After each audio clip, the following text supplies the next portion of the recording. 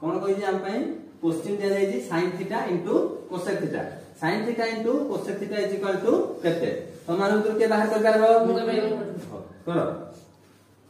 जल्दी केमती हबो अब ठीक भाबरे करो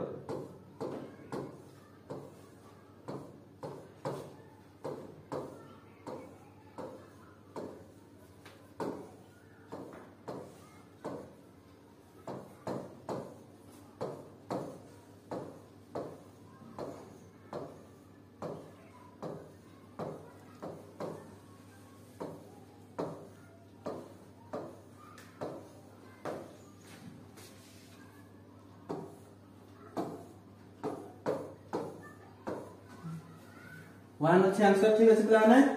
तो एटा केमति हला ना sin थीटा रो मूल्य से 1 cosec थीटा तले पकेला तापरे 1 cosec थीटा को हमें पुट कर देले का जगह रे sin थीटा जगह रे तो हमें जदी sin थीटा को हमें चेंज न करी cosec थीटा को चेंज करथाते तो एटा कोन करथाते 1